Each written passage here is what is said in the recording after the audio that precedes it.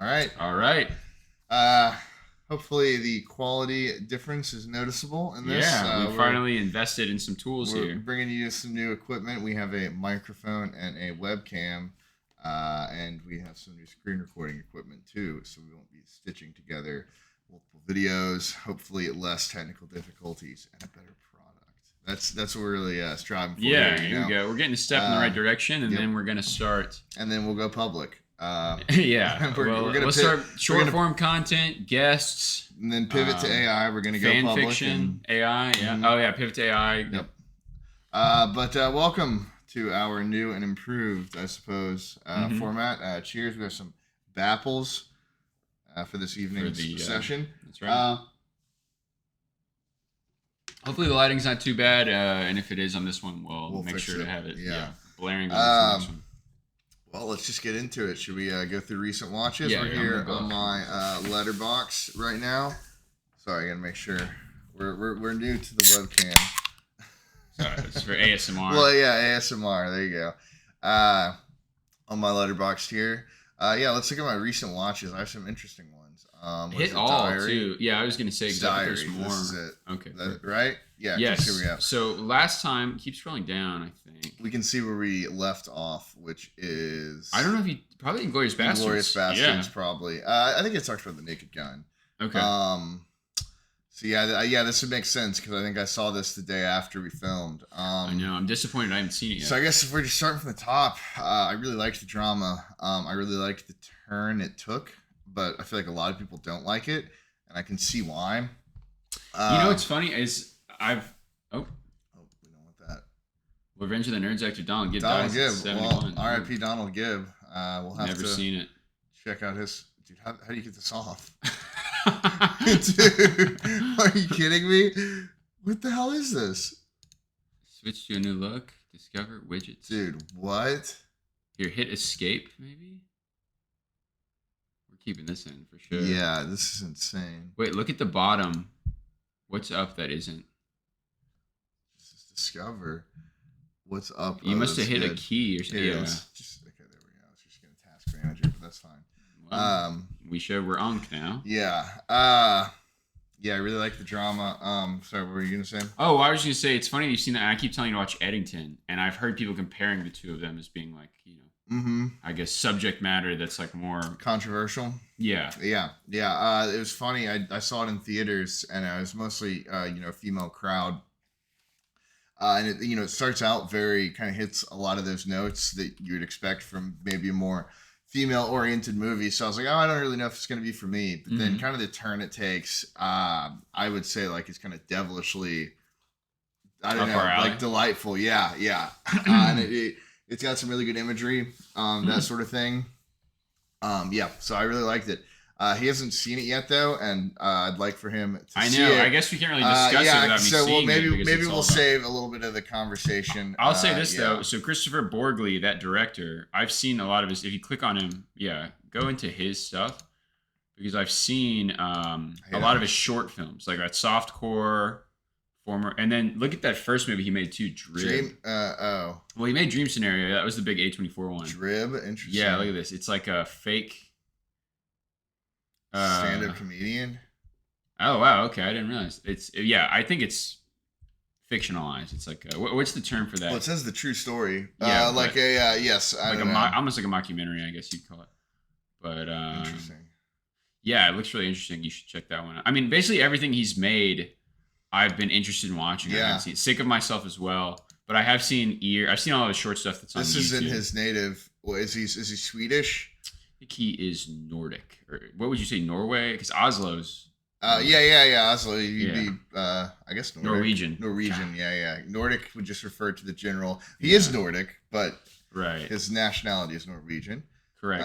Glad we can get all these things out. Yeah, I knew about him because I heard a Dream Scenario, but I basically heard that it's like a cool idea, but just like maybe not as good as you want it to be.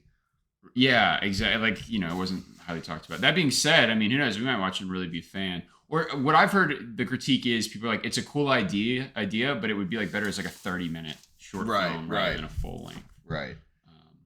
But he works with this guy Andy Ruse too, who I liked. He does like music videos, and he did that Adult Swim show that will not be named. But That's what it's called. what?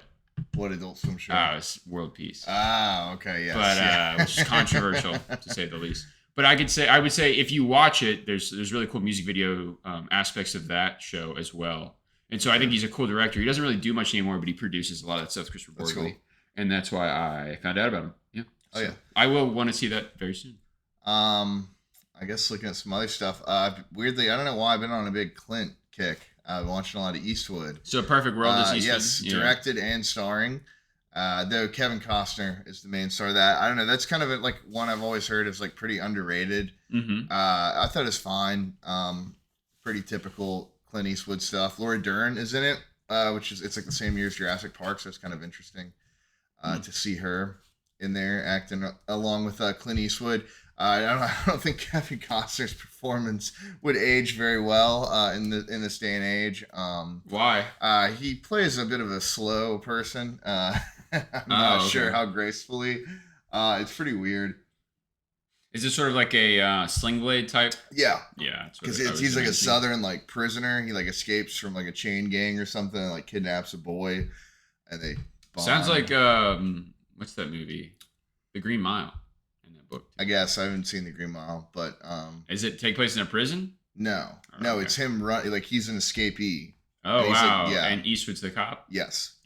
Like of course. And like Laura Dern is like the young hotshot FBI agent. So we've got a lot to talk about with all. I mean, not that much. I mean, Dead Zone. That's Cronenberg. That's fine. Yeah, pretty interesting. I think we've said this on previous episodes. Cronenberg is like somebody who I think is really cool. I want him to be one of my guys, exactly. but I just don't know if he is. I mean, Videodrom's incredible. Yeah, Fly's very good. Fly's good. I haven't seen Crash. You keep recommending it to me. Crash is great. Scanners. But then you get into like The Brood. I saw The Brood and I was like, Brood's it's fine. Sisters Dead is Zone fine. is just fine. Sisters is De Palma. That's right. Mark 1. We're tallying those today. Yeah. We're knocking the dust off here.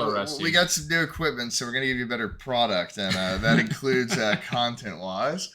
Almost Famous is fine, kind of pretentious, but Cameron Crowe.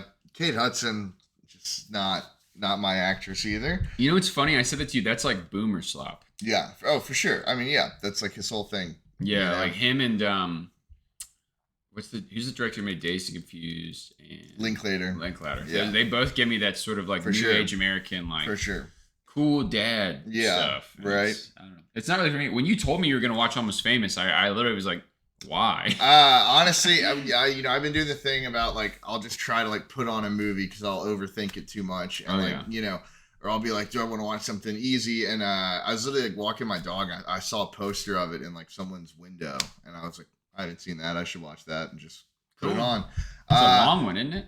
It's I think the non-director's cut is like 2 hours, but the site we use, for our legal streaming, it only had the director's cut, so I unintentionally watched that, and it was very, very long. 4 stars. I think I bumped that down to 3.5. It's okay. Yeah, that was Tubi, right? You used Tubi for that? Yeah, exactly.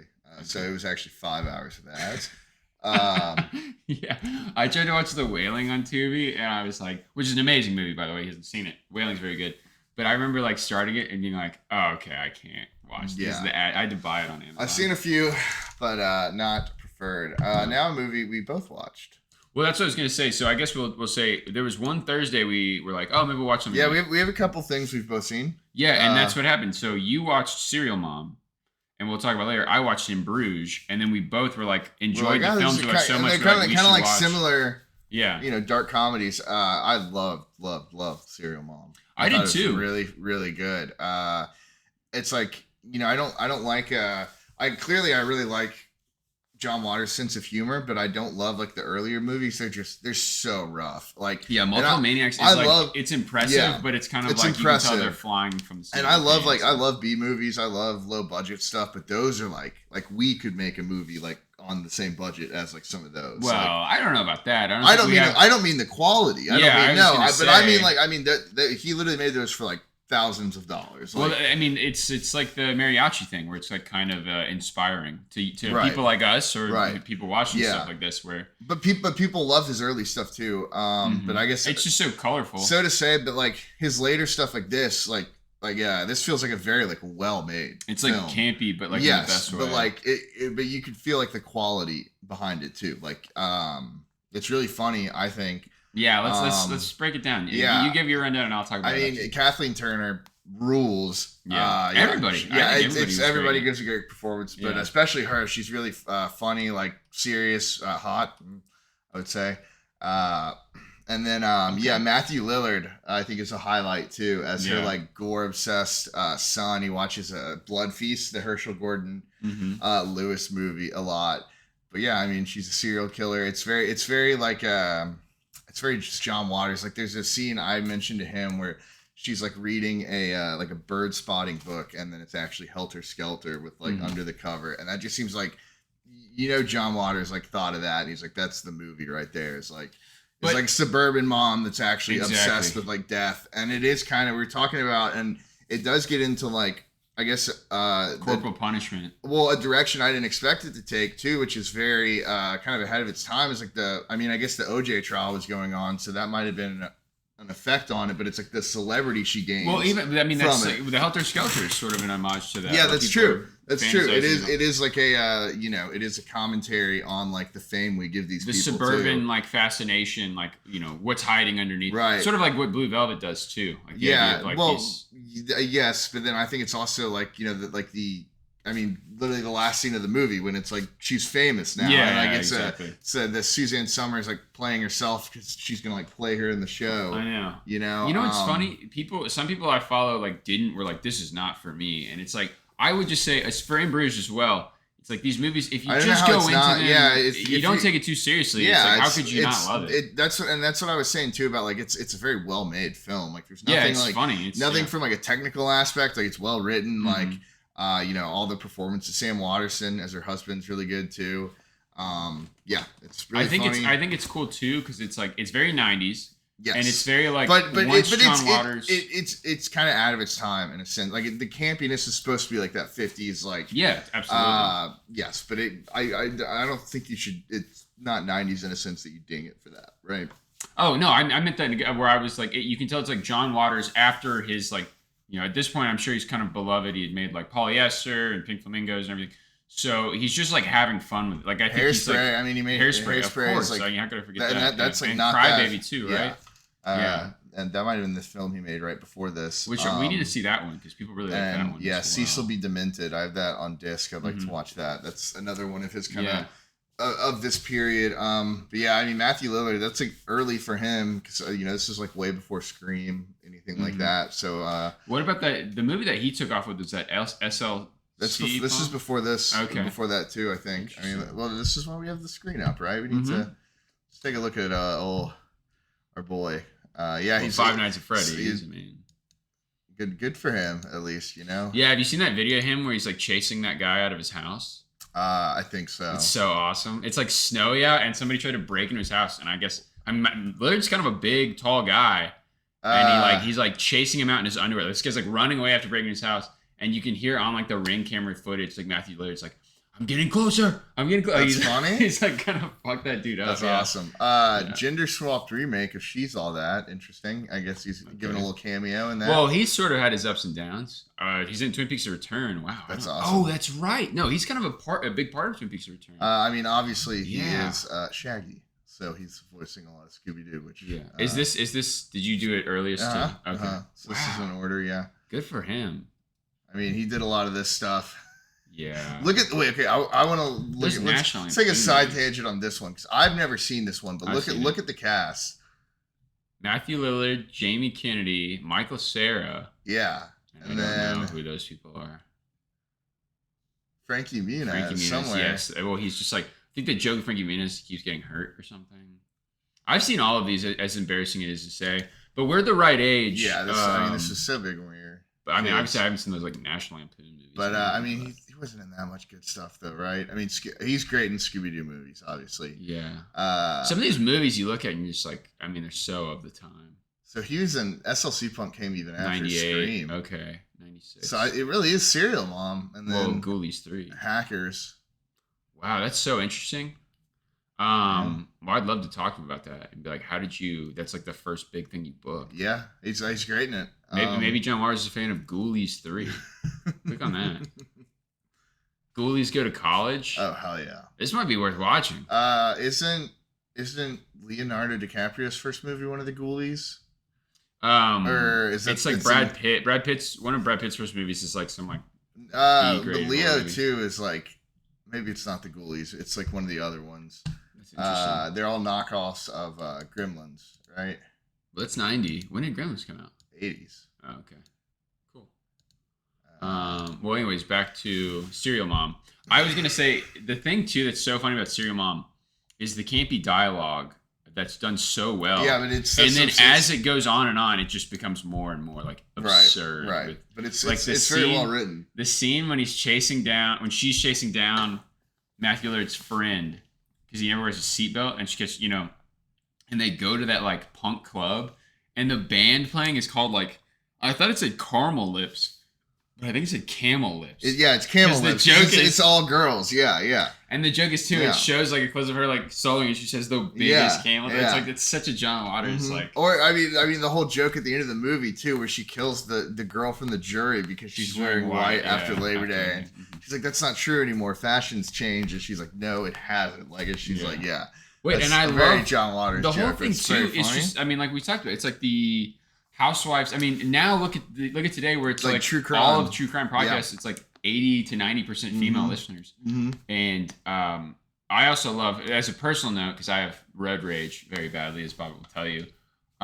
When she thinks about the birds, I think that's like so perfect because it is. It's like what will make you happy, and it's like something. Yeah. To me too, it's like that same idea of just like that's what she finds beautiful in the world. So I really really appreciate it. It's a good movie. Mm-hmm. I guess should I go through what else I have on here? Yeah, give us your rundown. I watched Masters of the Universe. That was kind of interesting. He-Man. I know nothing about that. He-Man. Okay. With Dolph Lundgren, and Frank Langella as Skeletor. It's stupid, obviously. That kind of sounds awesome. But it is pretty awesome. It's canon, I think, so it's pretty cheap, but it's a good time. It's a lot of fun. That's something like if I was like just flipping through channels and it was just starting, I'd be like, I think I put this on like, I might have been doing some stuff around the house, but it's a lot of fun. Frank Langella, I feel like talks about being Skeletor a lot as.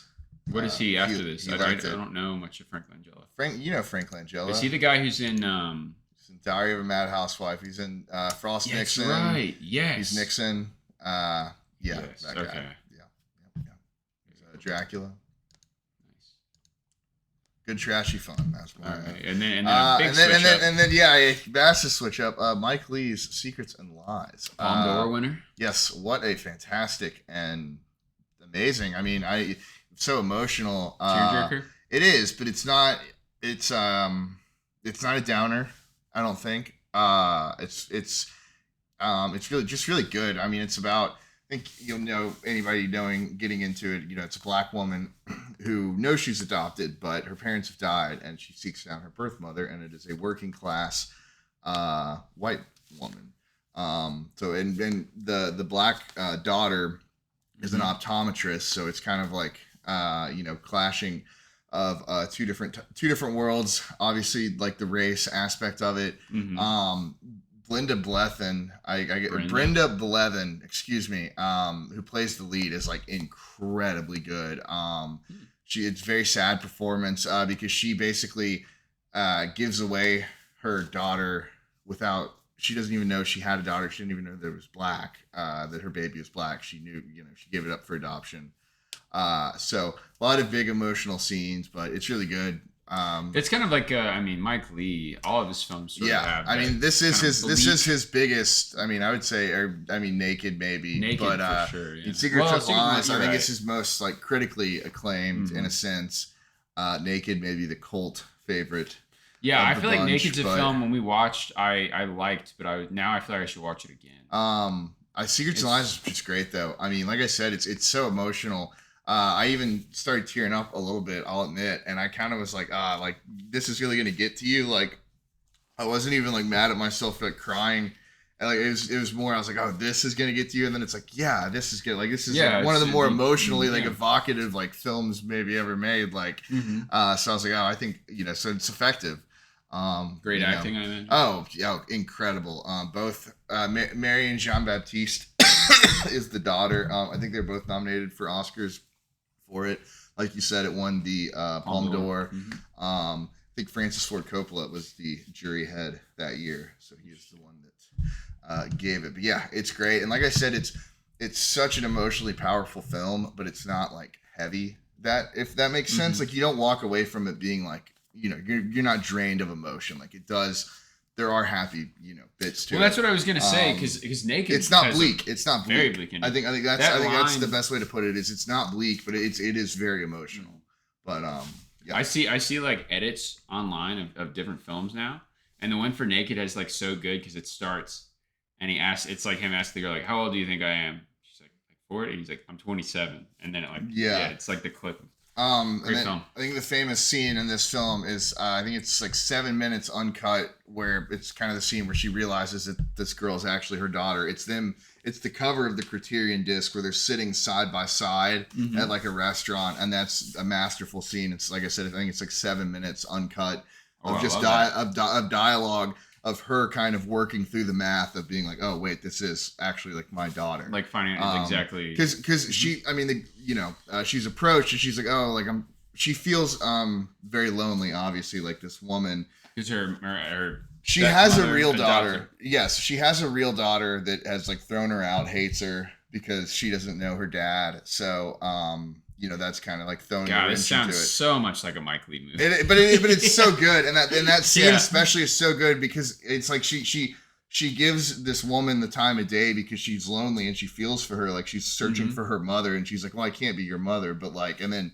throughout the course of this one scene, she like comes to realize, and it becomes just very emotional. Yeah. But it's great, and no tricks pulled. It's all it's all script. It's all script and acting. Like that's truly. And then I mean the camera. I mean I guess that's like a very, but there's no cuts. There's no. But certainly good framing. I guess that's how you'd say. Yeah, he's a director who I think everybody appreciates. Everybody appreciates him.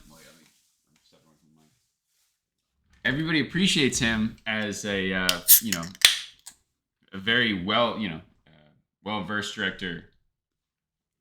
No, not well versed. You mean like well written scripts, like a He has like a style, so not well versed. I would say he has a style, and you really have to be in a certain. It's like mood. It's British kitchen sink is like the genre he would. It's like modern peeling back sink, the wallpaper on like and it's like takes it's like.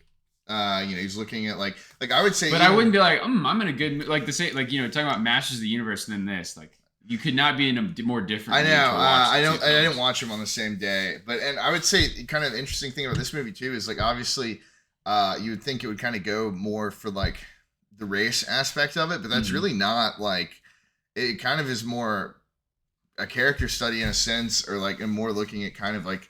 That I guess like kind of the economic social standing of like these two people rather than like like her being black is really just kind of a means to like. I mean, even in the 90s, if you know what I mean, like, it's just sort of like a one note sort of like right. So it has to be something right. Like it's I think and that's for the better of the film, right? That it's not just like my absolutely. black daughter. It's more complex than that.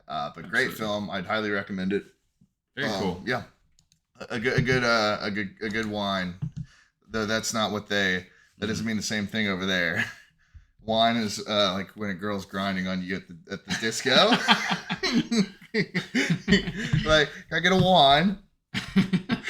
Yeah, you were a lad abroad for a bit. Yeah, I guess. We're both well traveled. Yeah, you would sure. Not. You might not imagine it. But. No, go. So Observe and Report. Yeah, I watched that on Nathan's. Multiple. Well, let me give some context. Bobbitt was. Do we need that much context for Observe and Report? Well, I think it was because of the last time we did one of these, like shooting from the hip, just recording on the screen. We were talking about like doing an episode maybe on comedy movies that are actually will make you like laugh very hard, regardless of. And Observe and Report, I think is very funny, but it's not by any means like. I don't know if it'll stand the test of time in like a very cult way, where people be like, "How did this get made?" Especially considering, and like this isn't to be political, or whatever, but like who Seth Rogen to me is now, like as a personality, and who a lot of these comedians are now. And then I feel like they would almost be embarrassed or a little like they would. Well, I think going against it is the fact that it's kind of a parody of a movie that nobody remembers in the first place. But it's made in 2009. Yeah, but it's making fun of Paul Blart. I know, but like I'm saying, like what the character is now. This young guy wants to be a cop who has fantasies of shooting people. That's and stuff. True. Yes. That's that's why it's so good. Is it's almost like it's well made. It didn't make me laugh that hard. Honestly, really? No. That's funny. Maybe it's not as funny as I remember. I could appreciate it. Like it is well made. I like the ending. Yeah. Always good. The ending to me is hilarious. Yeah. Ray Liotta. Always good to see him. But I don't know. I didn't like it as much as he did, but I could appreciate it. It's a good film. I guess we should tell the audience, like, if you don't want to see penis, then don't. Because that's a lot of penis jokes. Well, let's talk about the other movie this we can agree watched. On. And we agree on Serial Mom too. This is what a fantastic film. Amazing. Too. Yeah. I couldn't believe. I mean, it's a film for the lads. Speaking of the wine, British, it's a lads film. And Martin McDonagh has become such more of an acclaimed director, like in the sense of I think he tackles. It's a playwright too, so that kind of makes a lot of sense. It does. Like his dialogue, right? Well, yeah, some of the scenes in this masterfully too. written. Yeah, oh man. But I mean, it's the trifecta, right? I mean, what can you get a better casting and like performance than these three guys together? Like the chemistry between Brendan Gleeson and Colin Farrell is like amazing. I mean, it's no wonder he puts them back together for Banshees of Inisherin a few years later. They're so funny together. Yeah, they're fantastic. Both fantastic. So I've seen 3 of his. I have not seen 7 Psychopaths, but I've seen 3 Billboards and Banshees of Inisherin. Same. Okay. This is my favorite. He only has, yes, this is my favorite as well. Far. He doesn't have much more. Well, I was going to note, this movie, Six Shooter, is a short film, and he won Best Short Film at the Oscars for that. But then pretty much the only other one he has is 7 Psychopaths, which I would like to watch. Yeah, but that was like a movie you would see in Blockbuster. 3.7. I know, but that's a movie you'd see in Blockbuster and be like, I don't know. Because I would imagine it's him trying to become more Hollywood because... In Bruges was I've always known of In Bruges. Like I knew that was a popular movie. Wait, am I wrong? When did Blockbuster go out of business? I mean, 2012 is pretty late for I know. So now I'm thinking maybe I saw it at McKay's or Netflix. Netflix, yeah, that's true. But I remember specifically like holding like the DVD case. Maybe that was McKay's. No, I know what you're talking about. This is like a DVD. You'd see it like dollar when bin. Walmart used to carry DVDs. Yeah. But I mean, it's Colin Farrell again. It's a great cast. Yeah. Tom Waits. Woody Harrelson. Walken. Dog. Rockwell, who both of them he uses both of them in 3 Billboards, right? That's right. 3 Billboards is. I mean, I think I didn't like it that much when I saw it. I agree. I didn't dislike like it. Something It's like as well too. Yeah, it was kind of crazy. It got that much acclaim. Yeah, it's some of the tones of it, and maybe it's like now we watch it in like a different view. Might reappreciate it. Yes, exactly. Because it is. I would argue it's a dark comedy as well. But In Bruges is just fantastic. Yeah. So many good elements to it.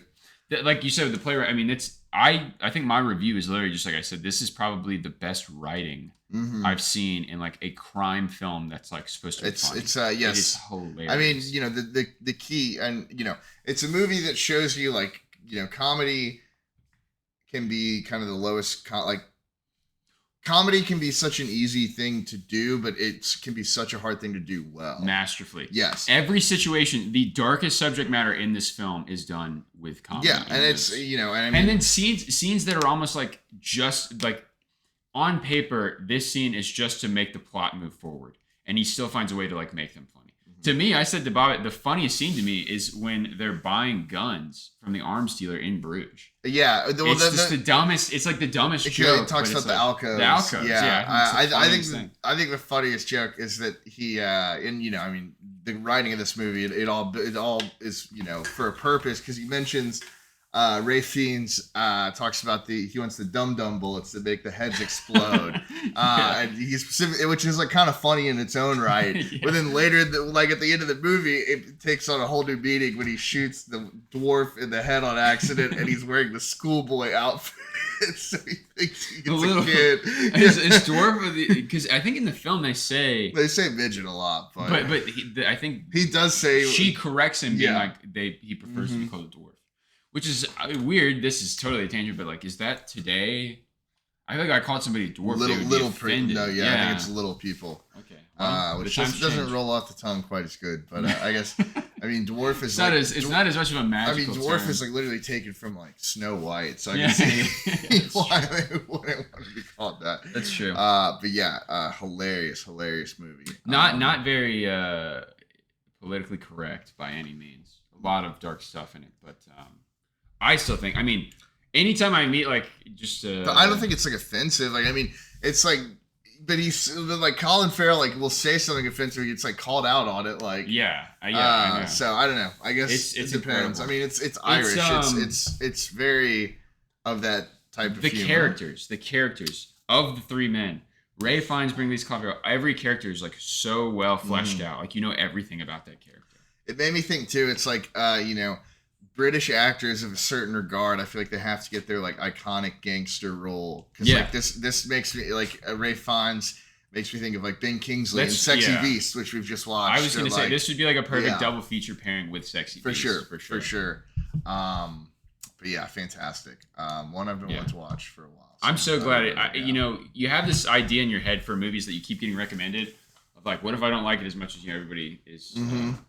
Ragging on. Because this is one I've like. I remember like when I was first getting into movies, like watching like Watch Mojo lists. They talk about this movie a lot, and that can kind of that's relevant. You hear about the Watch Mojo debacle? No. What happened? They someone made a video called like the fall of Watch Mojo, and then Watch Mojo USA commented and like had this like ridiculous comment about like, we were the first to do it, and like everybody's copying us now, and then just got like bodied. That's so funny. Yeah, I mean. It's like I used to watch these videos a lot, but it's like watching more film. It's like that is pretty like very surface level, right? I mean, that being said, they talk about In Bruges a lot. That's like how they talk about like a lot of it. So. They talk about like Melancholia. Yeah. They talk about some interesting films. Yeah, they do. So give them credit where credit's due. Well, that of what I've seen recently, I would give the highest recommendations to In Bruges. All right. Well, that's what they are. All right. Back to it. So I've been watching a lot of Peter Weir, who I think is a very interesting director. One of your favorite directors, I would say. I don't know about that, but I think he's a guy that is not talked about a lot. But that's Blank Check, who I am a big fan of their stuff. They talk about him a lot, kind of in the same context of like he's very underrated. And when you look at him, and I made this point. I made a comment on my Fearless review. He's made all these iconic films. Like he's made a number of still like beloved Truman Show, Dead Poets Society. Well, that's what I was going to say to just interrupt. That's when you look at him as a director, you don't really think of him in the running. Right. It's like a William Friedkin. Where you click on him and you're like, whoa, he made this. But Friedkin has recently become more of like people look at him as a full body of work. But like Peter Weir still is like, so yeah, it's like you got Truman Show, Dead Poets Society, Master and Commander, awesome. Picnic at Hanging Rock, which is, but like all these movies, like you don't think of them as part of the same body of work. You would never like, direct it all. Right. You're like, oh, Picnic at Hanging Rock, like it's a very famous Australian movie. And then you're like, oh, Truman Show, like, but you don't think same guy made all these. And then he also did Last Wave. The Last Wave, which I love. And obviously that's right up Picnic at Hanging Rock. I feel like we're missing a big one. So. Gallipoli. Yeah, Gallipoli, however you say that. Master and Commander. What else did he do? Witness. Witness. That's a great one. So I'm actually kind of close. He doesn't have a ton. Witness, Mosquito Coast. You said Witness? Okay, that's what I was thinking. Yeah, so I haven't seen. I've seen The Plumber. Have you seen that? That's like you'd like that. Yeah, it's a good 90-minute. That's I think it's a TV movie, so it's like part of his. Right. But I did watch Cars that Ate Paris. So you see over here on his name, Peter Lindsay Weir AM. What is AM? Is that like a knighting? Some Australian sort of noble accolade. Yeah. Okay. Yeah. Maybe. So give us the rundown of this film. Yeah. So let's see. I mean, just looking at his filmography. I mean, obviously, like Picnic at Hanging Rock is. I don't know if I love it that much, but it's a very singular vision, right? A very unique film that a lot of people have taken a lot from. And then so the first of his things I've been catching up on, I think I already talked about. I watched Cars That Ate Paris a little while back. Yes. I watched Year of Living Dangerously. So this is still him kind of in Australian mode. Mm-hmm. He's working with Mel. Big Mel. Yes. Friend of the show. Friend of the show, MB or MG. This movie takes place in Indonesia after the fall of it's based on a true book.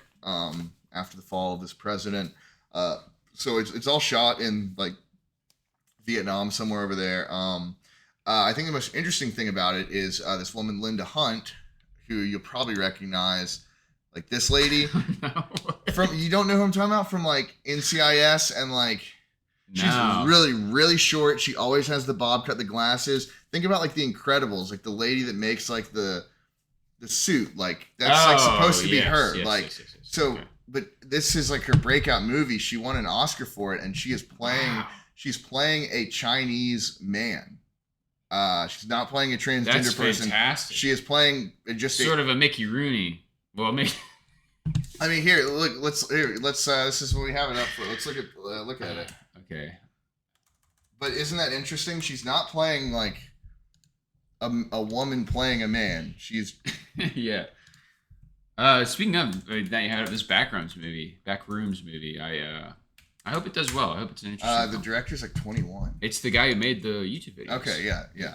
See, you recognize that lady, right? Maybe not. Wait. Go back up.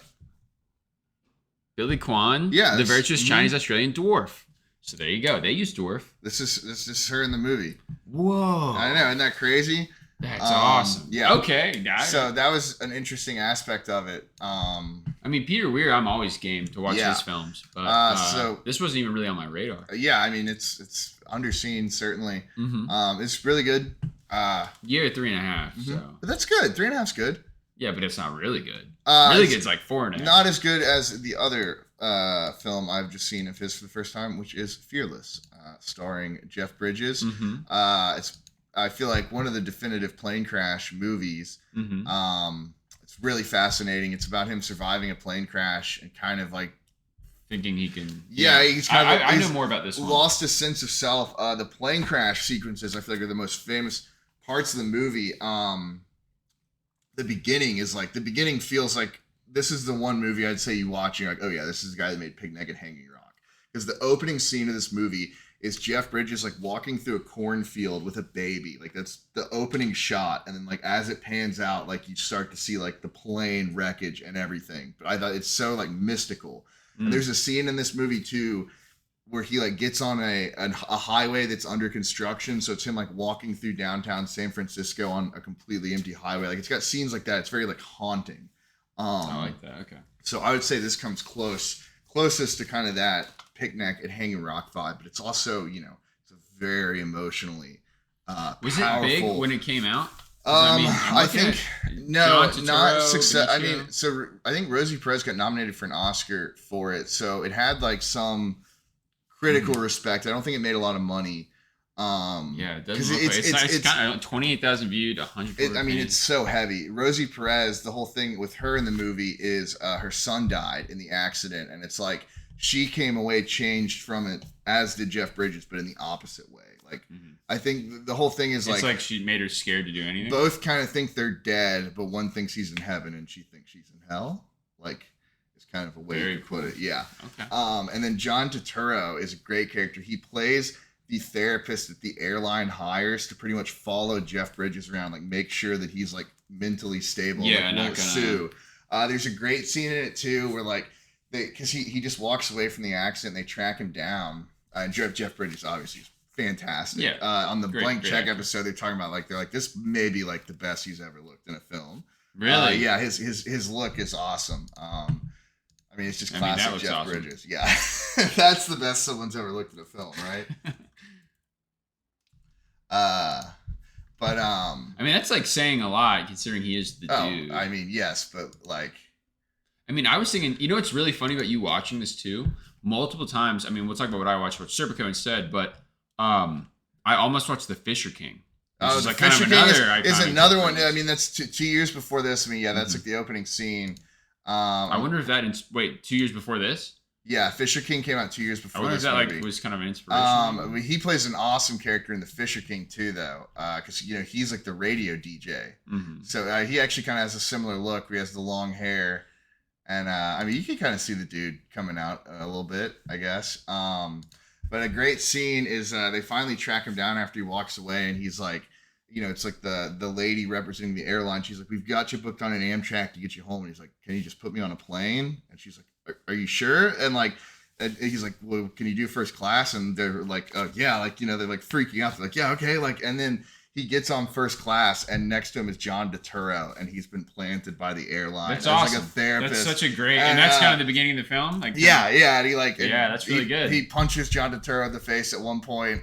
You know, so it's classic. Yeah, you can see him there. That's kind awesome. Kind of his vibe throughout the movie.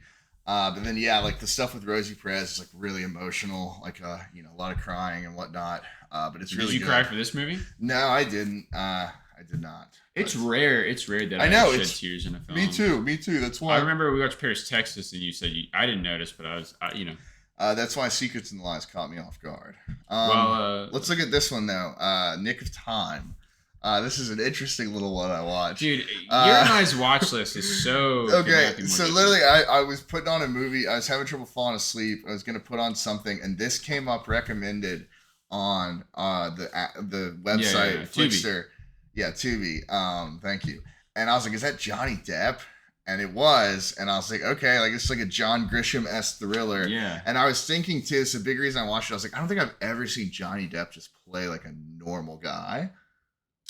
Look at his. Let's open him up because I feel the same way. I mean, Secret Window. In this movie, I haven't seen Secret Window. But he's not a normal guy in that either. Exactly. I mean, What's Eating Gilbert Grape, but I haven't seen that. You haven't, dude? Talk about a movie that make you cry. What's Eating Gilbert Grape? I mean, it's only 2 years before, so you should watch that. Man. That might be Leo's best performance. Ed Wood. Platoon. He's barely in that. I know. Yeah. Good movie though. Oh, Sweeney Todd. I saw Sweeney Todd in theaters and I loved it. I'm sure it's supposed to be good. Very good, yeah. But like, you know, you get what I'm saying though. I was like, oh, he's playing a normal guy. Like that's interesting. Mm-hmm. And I mean, it is. It's Johnny Depp is a normal guy. Not much more to say about that. But what an interesting career, right? I'm a fan.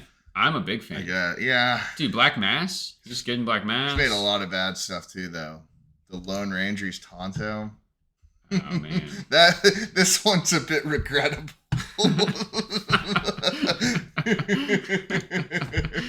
Yeah, wait. Click on that Benny and June. I feel like that's kind of a this is supposed to be good, right? Yeah. Romance on the brink of reality. Well, fine. Once again, he's playing like a Buster Keaton, Johnny Depp-esque character. Yeah. Yes. Okay. Christmas Vacation. Interesting. Diabolique remake. Wait, didn't there was a good story about Christmas Vacation? I think it's John Landis was supposed to go to IMDb and type in Christmas Vacation because I bet this will be the fact on there. I think it was John Landis was supposed to make the movie. He was supposed to direct it. Or you know who it was? No, it wasn't John Landis. It was John Landis. It makes sense because he's in trial for. Who's the director who did all of those '80s movies like Ferris Bueller, Breakfast Club? John Hughes. Yes. Yeah, it's John Hughes. I think that's right. And he was gonna make it, and then Chevy Chase was in it, and he was like, "I'm not gonna make a movie with Chevy Chase." I believe that's the truth of it. What a shame. I don't think that's true because most people speak highly. Yeah, right. They all love Chase, Chevy. So that doesed. It's really sad though that that's the thing because Chevy Chase is like a massive dick. Yeah, exactly. I guess it's not. I mean, it might be on here. Jeez. Oh, it's Chris Columbus. But Chris Columbus is who directed it.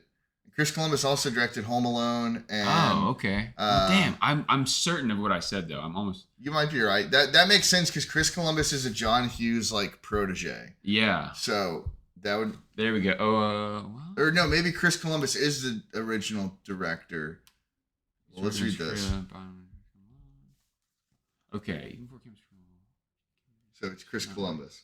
Oh, it was him. Okay, so even though he desperately needed work, decided to quit the project. He was worried about his career, but then John Hughes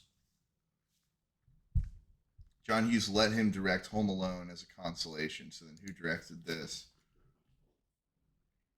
John Hughes wrote it. Okay. Oh, we just saw it. It's the guy that. Yeah.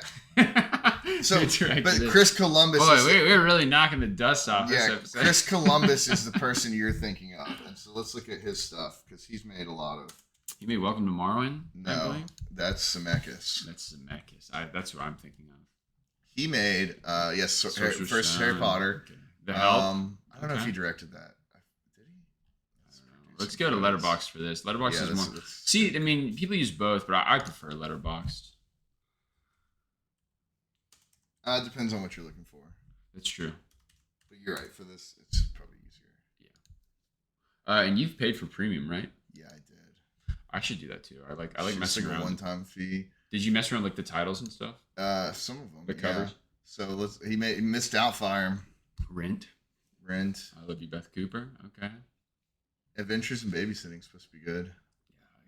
Some big misses here, but dude, I mean, Home Alone 2, Mrs. Doubtfire. That's 3 years in a row. Think about how he'll never have to work again. Yeah, think about how big and then he made the first 2 Harry Potter movies. Yeah, he'll never have to work literally again. The first 2 Harry Potter movies. Eddie made Pixels, but I mean, yeah. I've heard Bicentennial Man. I've heard that's a big whiff. Shame, Robin Williams, man. Well, that's when he was experimenting a bit. Okay, so we really haven't even covered what we were meant to be covering. What did we meant to be covering? Nick of Time? Yes. I mean, it's pretty basic. Christopher Walken is the bad guy. They like kidnap his daughter and try to make him assassinate. It feels like a movie you would see on TNT back in the day. Yeah, for sure. I mean, I looked it up. I was like, oh, this is like a John Grisham novel, like, or something like that. Like, and yeah, I mean, I got what I wanted out of it. Was there a twist at the end? No, not really. I guess like, but like, I guess it goes deeper than he thinks. Oh. Yeah, Damn. so I guess that's the big twist. But it's fun. Okay, so then go back to what you've been watching. And sorry, I just want to know, of all the movies you watched, 'cause you watched quite a bit. Like, well, okay, I should keep going. You got I have two more. No, don't be sorry. Secret Life of Walter Mitty, great. I see, and this is another one. This even more so than Almost Famous when he was like, I watched Secret Life of Walter Mitty. I was like, but dude, okay. And I get it. Apparently, it's beloved in the sort of film sphere online. It's well, my keyboard's Secret Life of Walter Mitty. I've seen the original. I should mention too, which is a fun '50s movie with Danny Kaye. But like, I mean, Ben Stiller directs, and it's got great direction. I mean, it's got awesome shots and stuff in it. Sean Penn. Yep, Sean Penn's in it, and Kristen Wiig. But like, Adam Scott is really funny in it. He's the bad guy. The bad guy. Yeah. But like, I don't know. I'm not doing it justice. Really, but like, I mean, like, you know, shit like this. This is a movie I didn't. That's why I thought it was funny you said the bad guy. Because like, this is a movie where I just kind of thought it's because it's like he's the antagonist. Yes, but he is the bad guy. Shirley MacLaine plays his mom, which is kind of cool. So it's like fantasy. That's the whole point of the movie, is that he constantly, he's like a nobody, and he constantly is like goes on these daydreaming spells where he imagines himself doing great awesome things. Yes, essentially. But then, you know, he's an editor for Time, and Sean Penn is like his go-to photographer, and it's Adam Scott is taking over like the big account. No, they're like getting rid of Time magazine, and so like he has one last cover and he loses. So he pretty much tracks down Sean Penn and the missing photograph for the final issue, and he does end up going on his fantasy adventures, right? Okay. Patton Oswalt plays his eHarmony rep, who's like talking to him throughout the whole film. He's like trying to help his account because he's like really timid. Yeah, he's trying to help him get dates. And he's like, yeah. So that's kind of like a funny thing throughout the movie is Patton Oswalt calling him. He's like, yeah, helping him with his account. And then Catherine Hahn is his sister, but she doesn't really get much to do. But like, look, I mean, it's got a 3.9, dude. It's a good movie. I know, yeah, okay.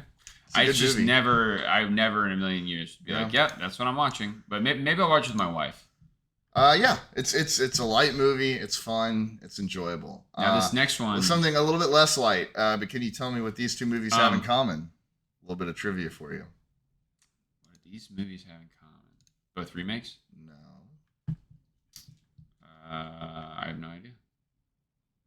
Big names in the. Oh, okay. Actor, director. I like it. Right? Yeah. Yeah, they often lumped together Ben Stiller and Clint Eastwood. Clint Eastwood, yeah. Sure. I told you I've weirdly been watching a lot of Clint Eastwood, to varying degrees. Nothing bad. I've never seen any movie from him I didn't like. This is maybe my favorite. Really? This is maybe my favorite movie I've I seen. guess of you're his. right. Even his even when he's at his worst, it's still like, oh yeah, it was, Yeah. you know. I might like watchable. this. I might put this over Unforgiven, honestly. That's crazy. Yeah. Wow. And something I read about this is because this is kind of unlike it's so gritty, it's so violent. This would be very different. Than He literally, I mean, there's a scene he kills like upwards of 100 people, and it's awesome. But the thing is, it was originally written by this guy, Philip Kaufman, yeah, who was going to direct it as well, and Clint Eastwood himself fired him. So that's why people think it's a little bit better than some of his other stuff. Is that actually he was the? Well, yes. I mean, look, I was gonna say he I feel wrote like that the right name- stuff, and I mean, he made all these movies like The Wanderers, which I think is okay. But you can Unbearable Lightness of Being. But yes, you can see there's stuff, something in it that isn't all Clint Eastwood, because it is nasty and violent. It's so violent in the best way possible. But Clint Eastwood as a director, I want to talk about a little bit too, because apparently they made whatever studio is producing this made a rule called the Clint Eastwood rule after this, that they could never give an actor that much power. It's literally fire his own director and take over the movie. Wow. But as a director, he's very interesting, right? Because I was looking at his career, and so this movie only comes out in 1976. So you got to figure. Wait, this is him directing? Yeah. He directed Play Misty for me? Yeah, that's his first. That's his first movie. That's what that he directed. Look at this. So He's got a really good... his first movie he directed is 71. In 76, it's already his fifth movie he's directed. Yeah. So I mean, High Plains Drifter, I love. High Plains Drifter. Yeah. Pale Rider's another good. Unforgiven. Mm-hmm. This is a cool kind White of Hunter, underseen one. White Hunter, yeah. Blackheart, Space Cowboys, Mystic River, $1 Million Baby. I mean, think about that, back to back, and then Flags of Our Fathers, Letters from Iwo Jima, same year. That's Letters from Iwo nuts. Jima is great. Gran Torino, Invictus, J. Edgar. Yeah, he's New Jersey Boy is supposed to be pretty bad. American really? Sniper, Sully. He made Sully. 15, 17 I mean, years.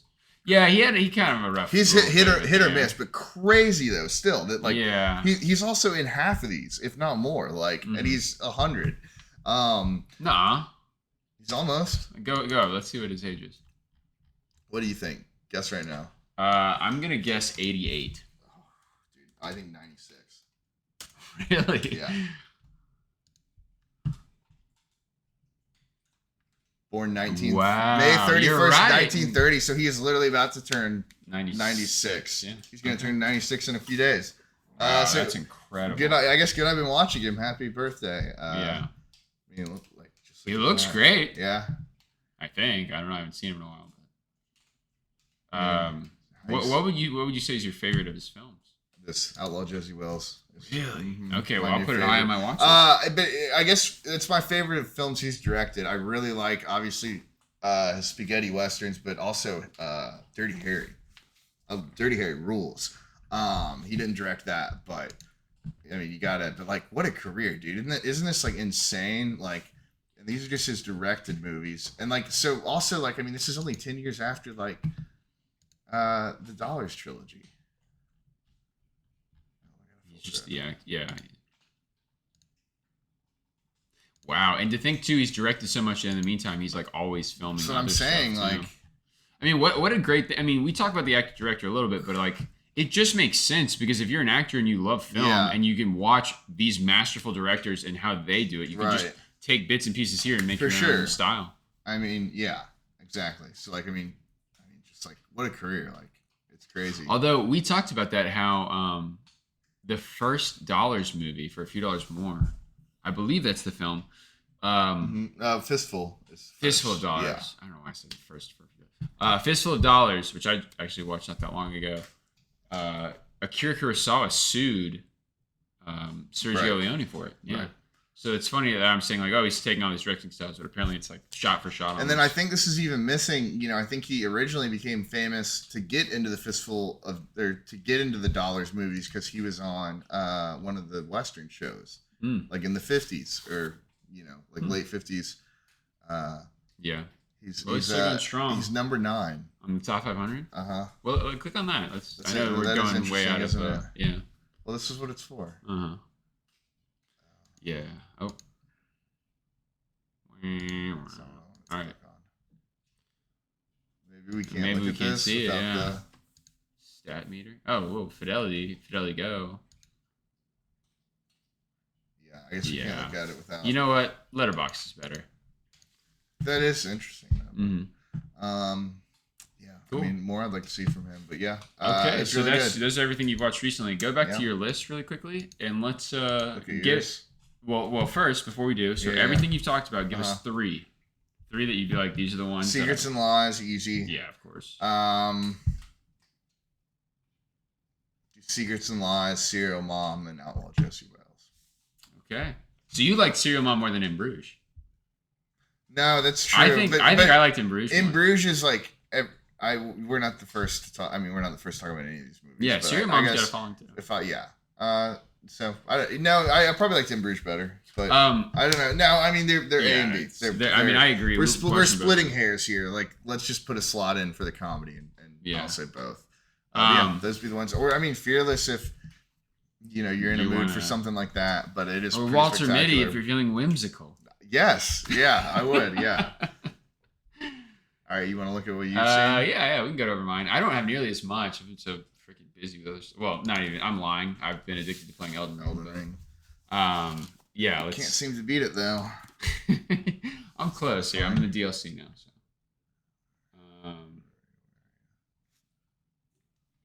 I'm Peter Griffin with a top hat. Yes. So, ooh. Oh, that's right. I watched Wuthering Heights. Yeah. So, okay. That's literally all I've watched. Just In Bruges, Wuthering Heights. Serpico. Well, Serpico, I mean, it's great. And that's the same thing you're saying where it's like, I mean, what can I say about it that hasn't been said already? It's based on a true story. Sidney Lumet, who's just great, man. Yeah. Phenomenal. I know, right? That's another career, like, it's just like, he's so many good movies. But a lot of, maybe not so good ones. Really? Everything, I've only seen. It's just extensive. Like, you want, let's give him a little rundown. Because I'm certainly a huge Sidney Lumet fan, but he also has, like, his filmography is so extensive that maybe they're not even bad. It's just like you've just never heard of half of them. Dude. Well, I'm not looking at what I'm fucking writing. So, oh no, God. All right, well, whatever. Let's just. I don't even know why I'm going to IMDb. I don't even know why I'm going to IMDb. All right. Funny stuff. Because you want, but it's so funny. Here, go by. No, don't just do it through the years. Let's actually sort this one by popularity. Yeah. All right. Or highest first average rating. That's what I like to sort by average rating because I'm pretentious. I only watch the good stuff. So I mean, 12 Angry Men, Dog Day Afternoon, Fail Safe Network, The Hill with Sean Connery, The Verdict, fantastic. Haven't Running seen that. Empty. I have the Blu-ray of that. Big inspiration for One Bell After Another. Really? So yeah. I can see that. The Pawnbroker is supposed to be great. Serpico, Prince of the City, Long Day's Journey into Night. That's supposed to be fantastic. Yes. I mean, we've seen Before the Devil Knows You're Dead, and then he did the original Murder on the Orient Fugitive Express. Kind? Wow. Fugitive Kind. The Wiz, which is supposed to be interesting. You're also feeling whimsical? Find Me Guilty, starring, can you tell who that is? Vin Diesel. Yes, you already knew. Oh, I knew. Yeah. I mean, by the way, this is just a plug to friend of the show, Vin Diesel. If you're not following Vin Diesel's Instagram, you should definitely follow his Instagram. Yeah, it's insane. I've sent stuff from the group to our friend. Yeah, I know. I think I know. He's awesome. Yeah, it's so good. Yeah, I mean, this is a great career, right? I mean, it's been a lot of cool stuff. Well, Serpico. So let's go back to Serpico. Yeah, he adapts a lot of novels. Like he doesn't write a lot of the stuff he didn't write. He directed a Gloria remake starring is that what's her face? Sybil Shepherd? No, Sharon Stone. Sharon Stone, huh? Interesting. But he's also kind of known as like a screenwriter, Sidney Lumet. Mm-hmm. I feel like the opposite. I feel like he's known as like being kind of like a blank slate for like writers to like. Because like he didn't. I don't think he wrote. But I feel like here, let's look at it. Let's look at it. Hollywood guy. Let's look at his writing credit. He only has 4 writing credits. So I'm saying, so like, no, God, what the hell? he's a guy who like, whoever wrote 12 Angry Men, like, you know, put it in. Reginald Rhodes. Well, it was a play first. Well, yeah, that obviously. So all right, like, we'll go. But then go like to, I know like the verdict. The verdict is written by what's his face, David Mamet. Ah. Okay. So like stuff like that, like you know, well, hit on Serpico. I mean, I guess Serpico might be written. It might be Serpico as the credit because it's based on a book written by Peter Maas. Interesting. I mean, yeah, he wrote the book. Oh, okay. Interesting. Well, I guess so that's what I'm there. saying is like there's like a lot of these movies, and then Network is Patty Chayefsky, famously wrote that. Click on him. Click on him. Patty Chayefsky. We're really. He's written a ton of famous stuff. I mean, he's like a famous satirist, right? Interesting. Okay. And Well, dang. playwright. Yeah. So Sidney, take off another point for me then. What? Because I said. Oh yeah. He's literally the opposite. He's a guy who can make the vision come true of whoever is writing. And then I mean, The Wiz is written by like no, maybe it's not written by it's Joel Schumacher. Yeah, that's crazy. Joel Schumacher has written a lot of stuff too before he started directing. You know who Joel Schumacher is, of course, right? Not really. Look at his directing career: The Lost Boys, Okay. Batman and Robin, Batman Forever, Phone Booth, Falling Down. Falling Down, the movie that people keep recommending to me, and I've just never watched. But he's made some interesting stuff, right? Time to Kill. Yeah, number 23. That's the one, right? Yeah. Okay. Well, sorry, we keep getting off subject. No, I mean that's the problem with having. But this is the point. But this is not the point. You know, to go on a little tangent. Who wrote Dog Day Afternoon? Just out of curiosity. Frank Pearson. Oh, Coy and Luke. Anderson tapes. Stars Born. Interesting. Okay. All right. Well, let's get to Serpico for God's sakes. All right. Get to Serpico.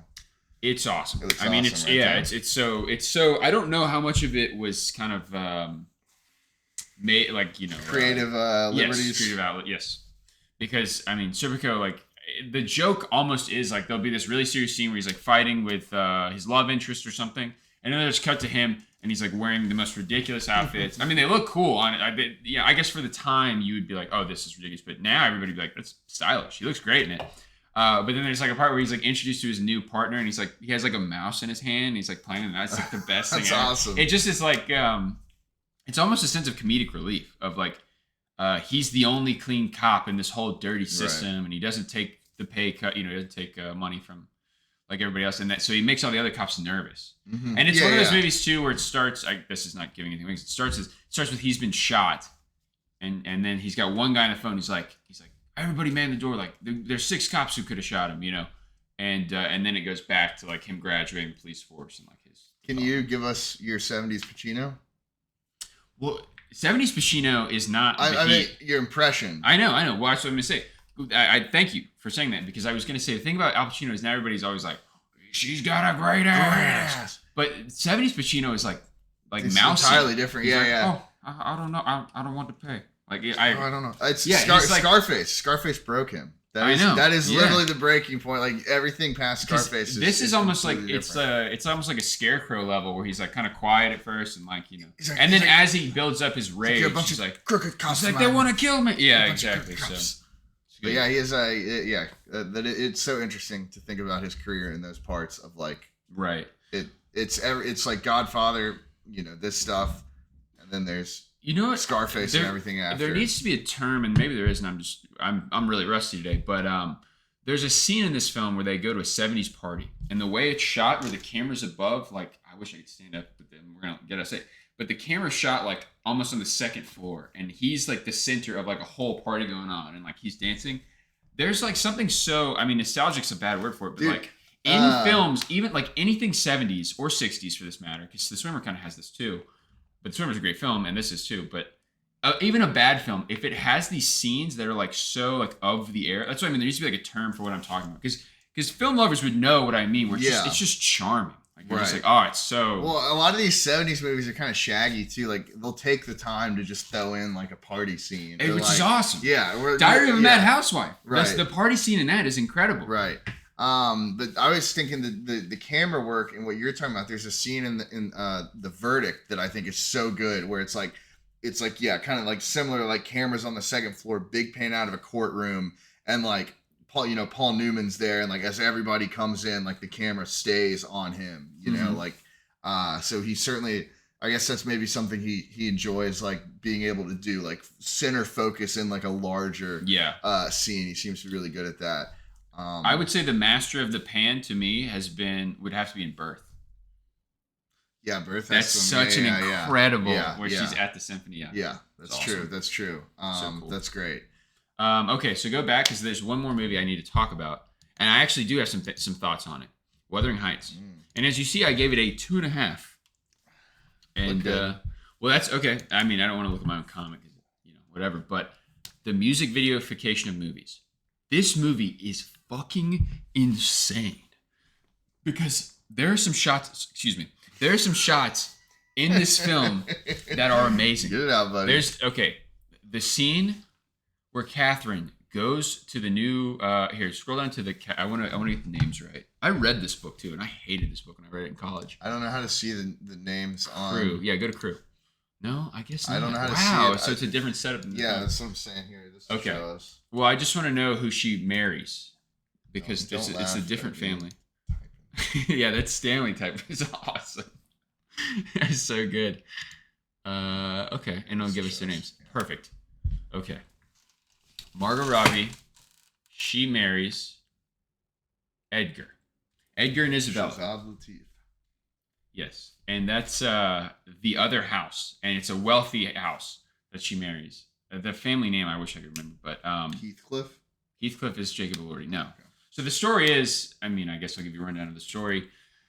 Kathy is the daughter of a drunkard father, and one day the drunkard father brings home Heathcliff because he saw his family getting beat. He saw him getting beat by his dad, and he was like, "You shouldn't beat a child like that. We'll take him home."